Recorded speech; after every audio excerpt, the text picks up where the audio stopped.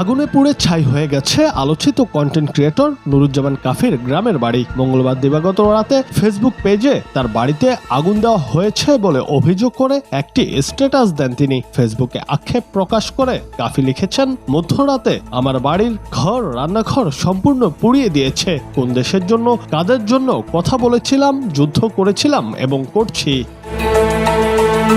বুধবার কাফি সাংবাদিকদের তার বাড়িতে উপস্থিত থাকার কথা জানিয়ে ফেসবুকে আরেকটি পোস্ট করেছেন। সেখানে তিনি লিখেছেন, আমি এই দায়িত্বহীন সরকারকে বিগ মেসেজ দেব। মেসেজ সম্পূর্ণভাবে মানবে, নতুবা আমি নিজেই বিকল্প হব। আমি বিপ্লবী সরকার হব। আগুনের ঘটনায় আক্ষেপ করে কাফির বাবা মাওলানা মোহাম্মদ এবিএম হাবিবুর রহমান বলেন, আগুনে পুড়ে সব শেষ হয়ে গেছে, আর কিছুই নেই। আমাদের পুড়িয়ে মারার জন্যই এমন ন্যাক্কারজনক ঘটনা ঘটিয়েছে। তিনি এর বিচার চেয়েছেন।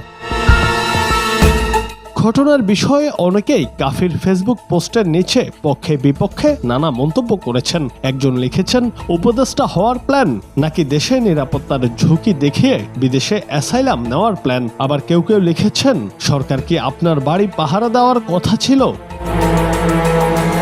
তবে কাফির বাড়িতে কে বা কারা আগুন লাগিয়েছে সে বিষয়ে স্পষ্ট ধারণা পাওয়া যায়নি। কাফির বাড়ি পটুয়াখালী জেলার কলাপাড়া উপজেলায়। তিনি 2019 সাল থেকে ভিডিও কন্টেন্ট তৈরির কাজ শুরু করেন। করোনার সময় মশার কয়েল ও প্রাক্তনকে নিয়ে করা কন্টেন্টে ভাইরাল হয়েছেন কাফি। তবে এবারের বইমেলায় নানা কর্মকাণ্ডের ফলে বিতর্কিত হয়ে যান এই content creator. Junaid Ahmed, Bangla TV.